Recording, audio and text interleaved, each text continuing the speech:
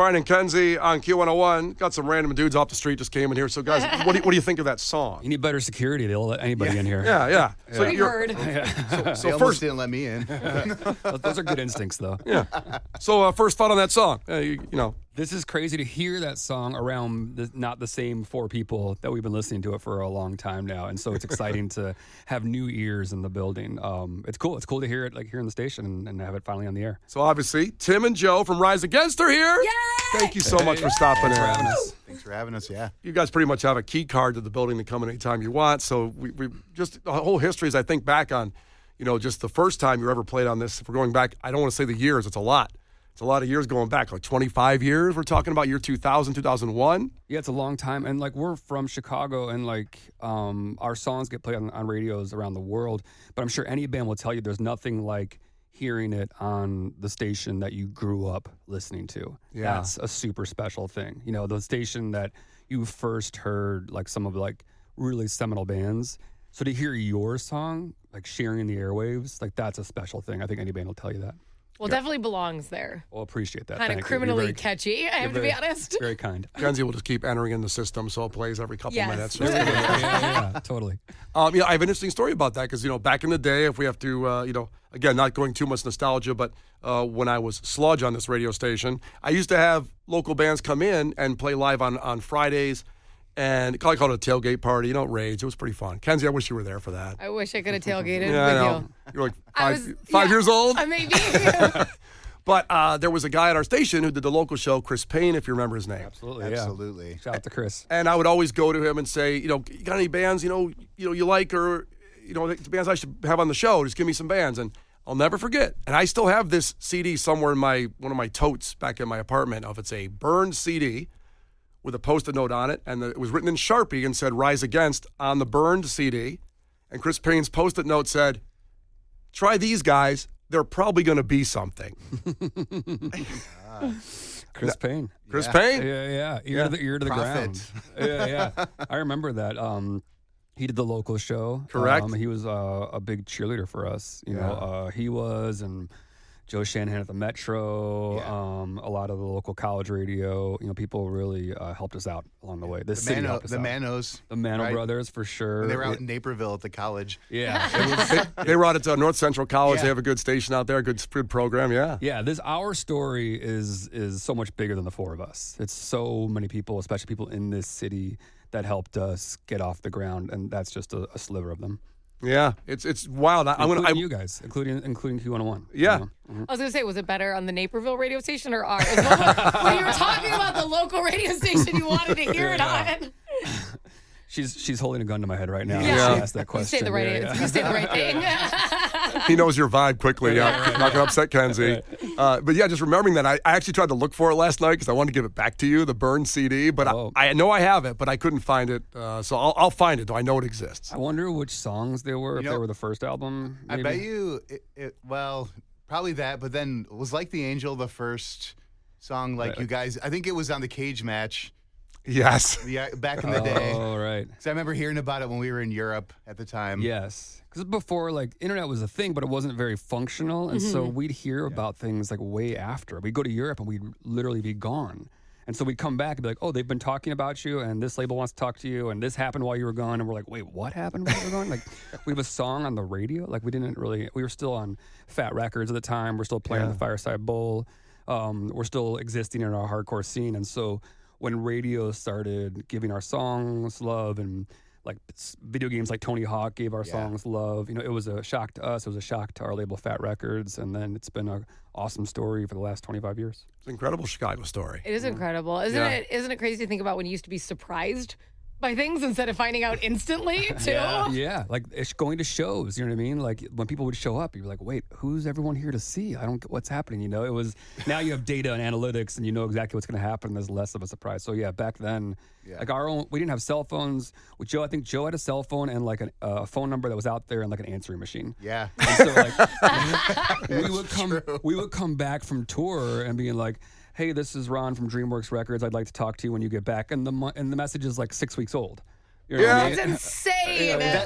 That call happened, and I was living at my mom's house still. Yeah, I had my own line in my bedroom, Oh, hold on. You were the guy with the landline in your own bedroom in your own phone. Well, he's an adult. Have some respect. I was an adult that wouldn't leave my mom's house. And then, but then I thought it was like one of our friends messing with us. I'm like, there's no way Ron Handler, like he didn't call. He doesn't exist. And then sure enough, he's the guy that signed Papa Roach. Yep, true. And Power Man 5000 and Alien Ant Farm. And then us. Yeah. Good track record. Yeah. You and your Barbie phone in your bedroom there with the line. So we have Tim and Joe, obviously from Rise Against, hanging out with us, and we just played Nod. I don't know if you want to tell us a little bit about what's going into the new album, the new song, and your whole thing this time, because it sounds amazing. Thank you. Yeah, it's our first new song in like 4 years since our last record, No Our Generation. We've been working on new music for a while. This is your first appetizer, your first teaser to it all. Nod was a song that came together pretty easy. I remember we produced it with a woman named Catherine Marks, who people might know from things like Boy Genius or Manchester Orchestra. That kind of thing. And the song itself, it's about it's about the community around you, the people you look to, your allies, when you are living in times of despair. Like you look to each other, you look to like, are you on my side, or do we see things the same way? And sort of the subconscious ways we signal to each other. And so it's about nodding if you understand me. Like I'm singing these things, I'm saying these things, just nod if you understand me. Was that inspired by like the rapport you have with your bandmates, or more like family members and friends? I would say originally probably inspired by the punk and hardcore scene, which we've always existed in, and it's where our band grew up. It's where a lot of our values stay to this day. And certainly my own band, you know what I mean? Our friends, the people we tour with, that kind of thing. There's an amazing community.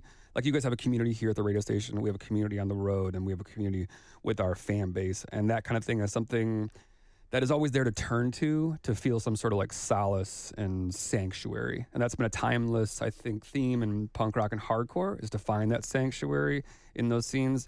And so when we live in dark times, sometimes those sanctuaries mean even more to us. Yeah. When you growing up in Chicago, obviously, and playing with bands in the same kind of era of bands that came around in this time, and even a little bit before you, like the Pumpkins, being a little bit before you guys, did you notice the scene here, as far as now that you've met so many bands and played so long? What's the difference in Chicago's music scene compared to like when you talk to other bands about the scene they grew up in? Oh, Joe. It's hard to like put my finger on, but it's always been a very special place, and I feel like growing up, I felt like a lot of outsiders weren't allowed in. It was like we had our bubble, and it was, you look to bands like Pegboy and Naked Ray Gun, and it was we were kind of like in an island a little bit. Yeah, I agree. We weren't East Coast, we weren't West Coast. Yeah. This isn't a place where a lot of attention was given. If your band was trying to break out, you were pressured to move to New York City or LA or that kind of thing. And so you either did that, but the people who stayed, you were having your own private party. You were like, and it wasn't careerist. You know what I mean? It wasn't like you were just having fun. If the careerists left, they moved to Hollywood. You know what I mean? And we were just like, we love this. We love this show. We love these people. We love playing around here.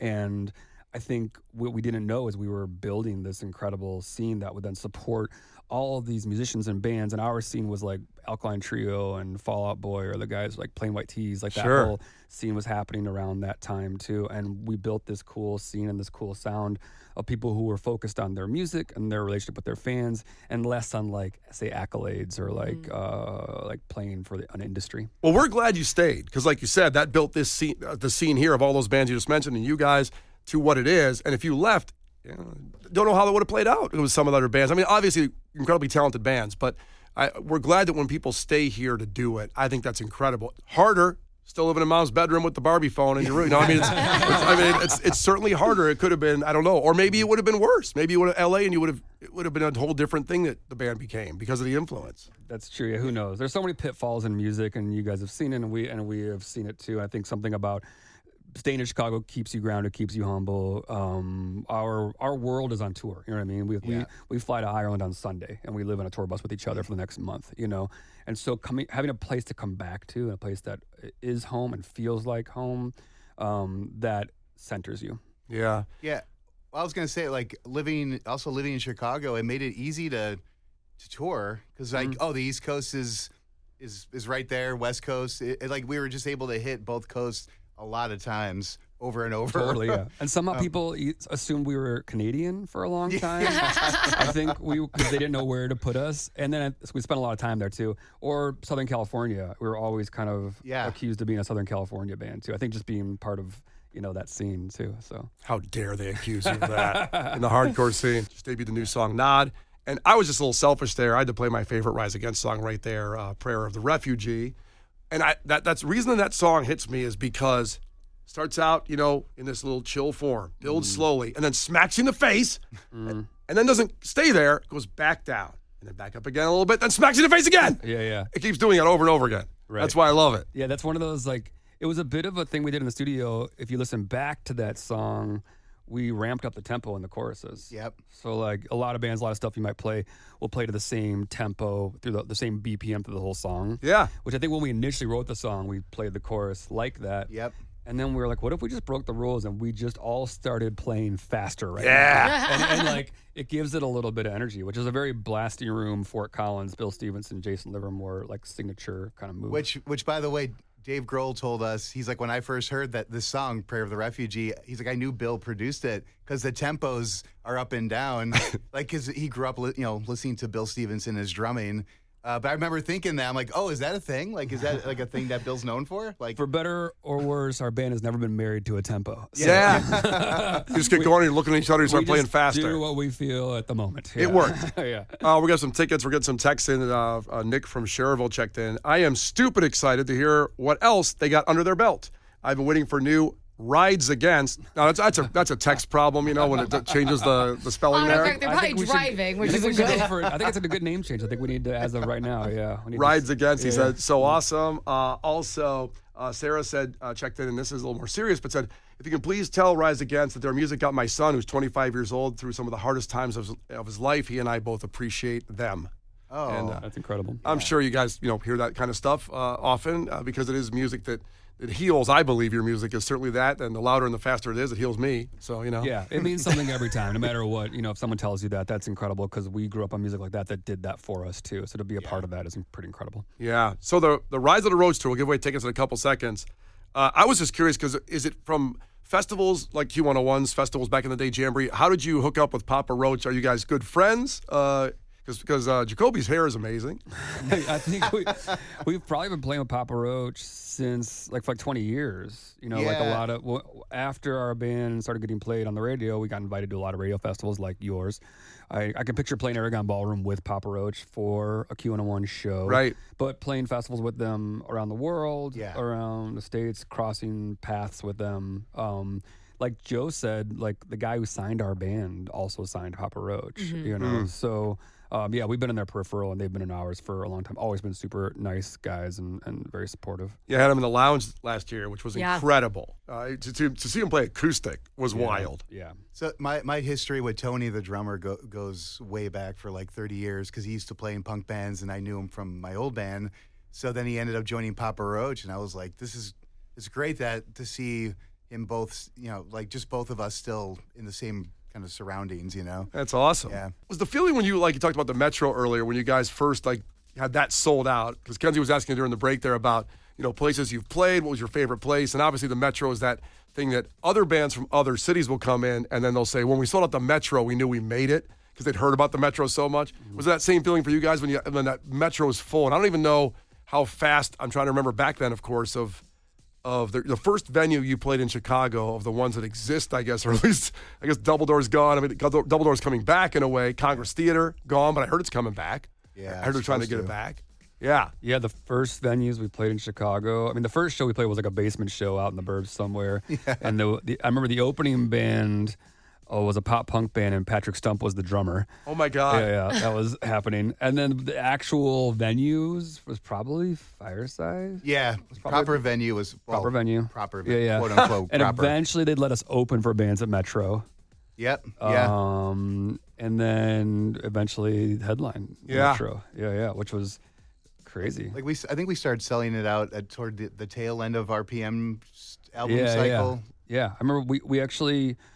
We signed to a major label the night of a Metro show, actually, because there was all this A&R that was coming to see us that night, and we sort of like made the decision before the show, which kind of bummed out a lot of A&R who had traveled from far away to go, including one guy who was afraid of flying, so he was taking a train from LA.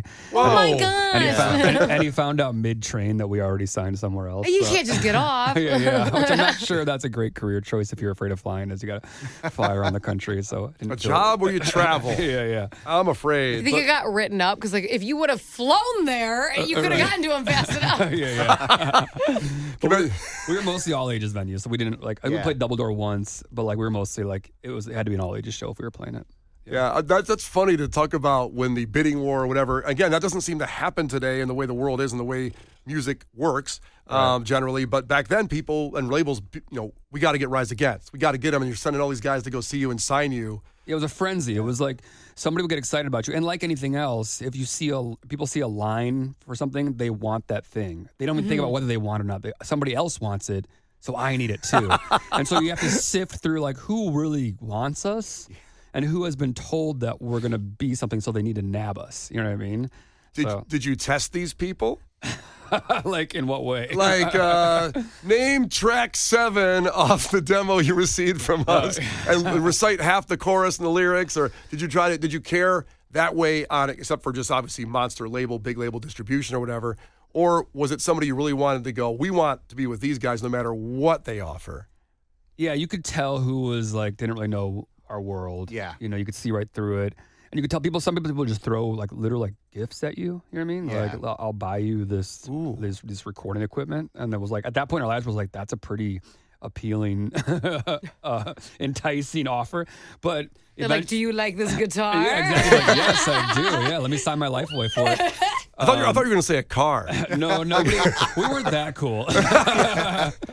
Like the keys to this Beamer, too. They didn't want us that bad. Nobody was giving us cars, Yeah, but DreamWorks was the most like artist friendly. Yeah. They had a Jimmy Eat World, they had Sparta, AFI. they had AFI, Yep. they had Saves the Day, they had a lot of bands from our world, Elliott Smith, and it seemed like a really cool place, so we signed to it, and then they shut down their doors forever 6 months after we signed.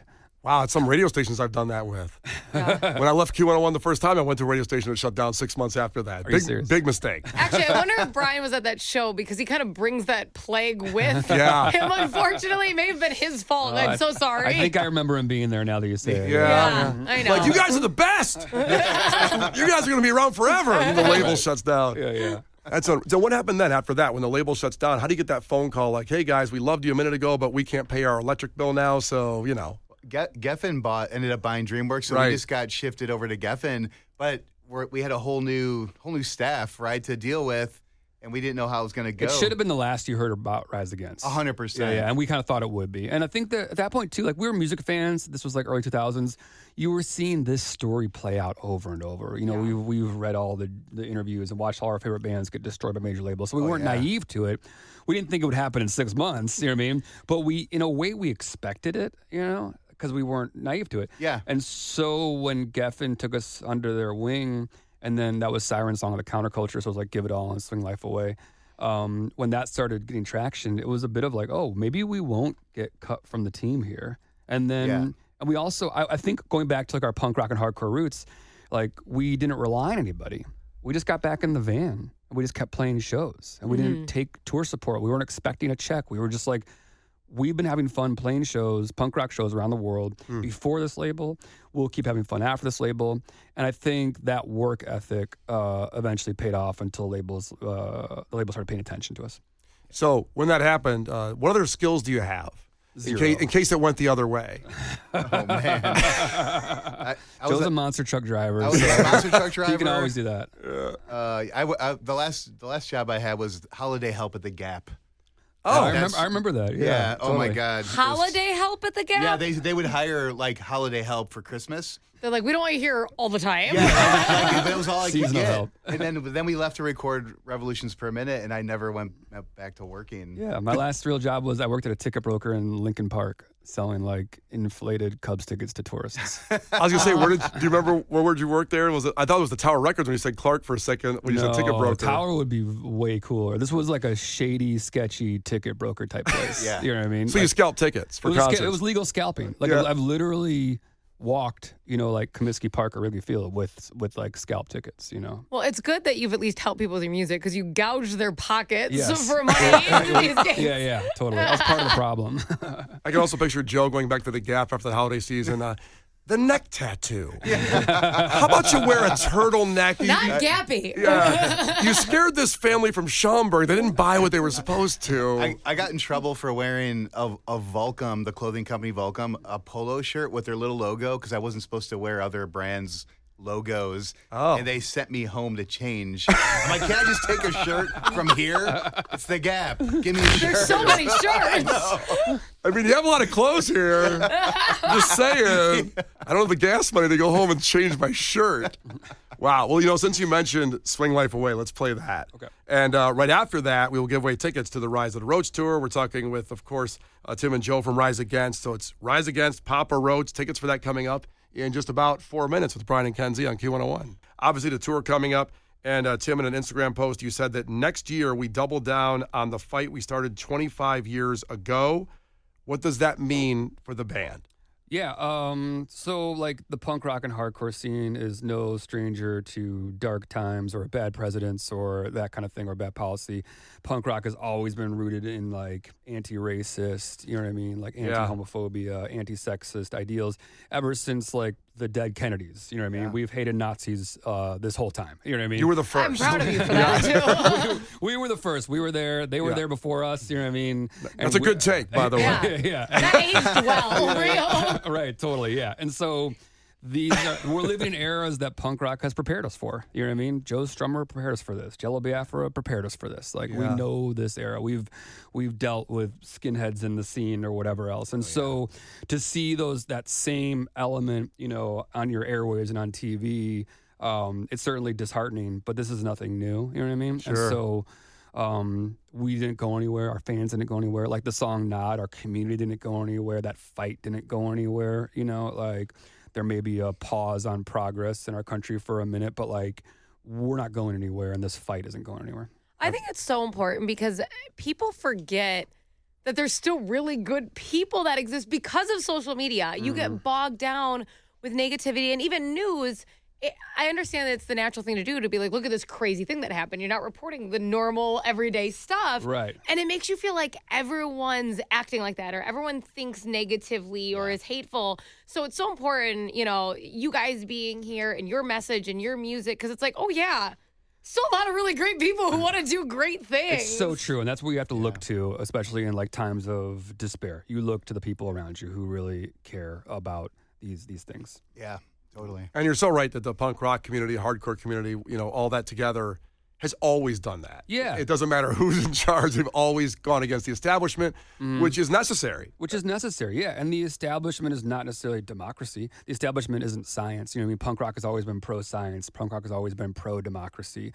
And these are things that I'm proud to be a part of it. And I feel ready for any fight. We've been a band through now 5 administrations, you know what I mean? Like we came up in a post 9/11 Bush administration world. Like this is a well-worn track for us. I know we have fans and an audience out there that is hungry for songs that are asking the same hard questions that they are asking, And so we'll still be a part of this fight. There's an effort now to like normalize racist, sexist comments, you know what I mean? And we're not going to be a part of normalizing any of that stuff. We're going to call that stuff out. We're going to call it out in our own scene, our own fan base, you know what I mean? And in our songs. That's amazing. Yeah.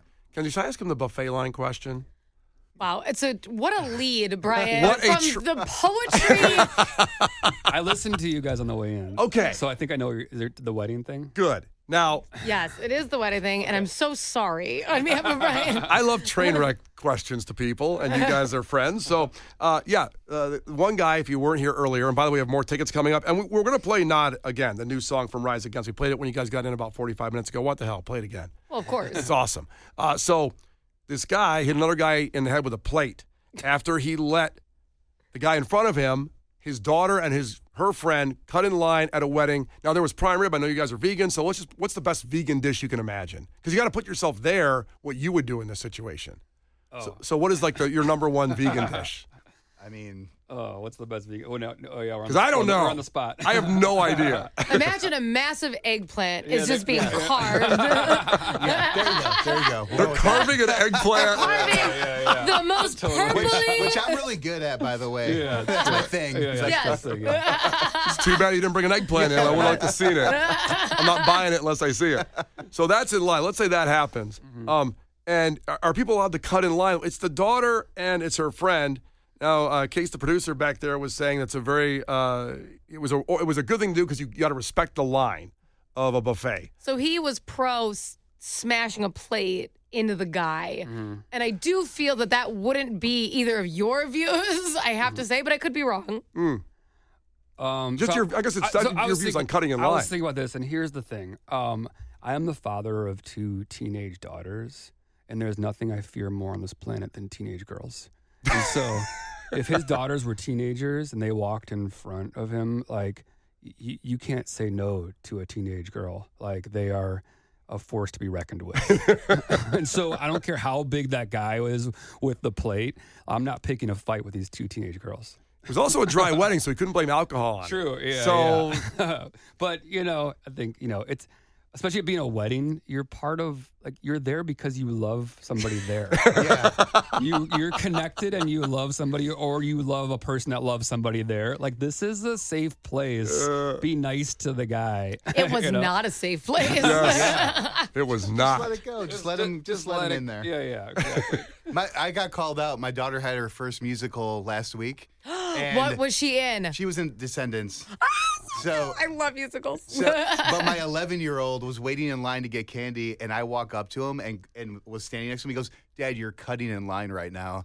And I was like, "But I'm standing with you." He goes, "I don't need you to stand here." I was like, "Okay, back of the line, Dad." The rejection. Oh man!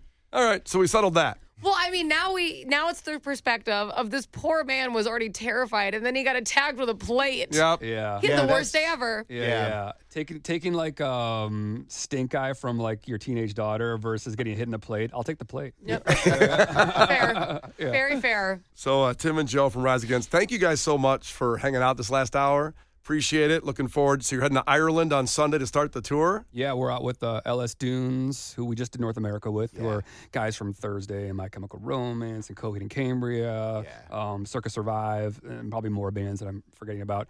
A band called Spiritual Cramp are also amazing. We'll do the UK, we'll do Germany, we'll do Switzerland, we'll do Belgium, Netherlands. I'm probably forgetting. We're going to Paris. Yep. So how could you forget Paris? I almost forgot Paris. Sorry, Paris. Yeah. I see Kenzie so jealous when they list oh my off all gosh. that. I'm going to pass out. Right, should have formed a band. Yeah, come on. There's room on the bus. Come on out. You guys have like backup dancers or anything? We don't now, but as of next week, we do, I guess. Yes. I would die, Kenzie, if you came out there as a backup dancer to Rise Against. You can go. Leave of absence. Thank go. you. You're good. Live You're blog. World premiere music from Rise Against, Nod. And I didn't even ask you really when the new CD is going to come out. New album, I should say. The new CD. The new CD. The new compact we're talking disc. so much nostalgia. I just said What CD. year is this interview happening? We're still trying to find the Laserdisc plant that's still open so we can get it out. TBA. So, yeah. Okay. Yeah, TBA. Right on. That is Nod and Tim and Joe. Thanks so much for hanging out. Please come in anytime you want. Oh, absolutely. I know Tomorrow. you're I love it. And you're on tour starting Sunday, so I guess we won't see you until September. Yeah, that's about right. Yeah, we have a lot of shows between now and then. Yeah. And again, from our hearts, for all you've done for Chicago, for the music scene, and for other bands, because you definitely have a monster reputation of helping other bands. I'm not saying a lot of bands don't do that, but you guys certainly have a great reputation with that of helping. Thank you. Thank you for the music scene in Chicago and what you guys have done for 25 years. Well, thank you to all of our fans here in Chicago. Like, this city has made our band. It's part of our DNA. It's part of the fabric of our music. And it's really, we've seen a lot of cities now over the last 25 years, and this is still the greatest one for sure. Hell yes. Hell yes.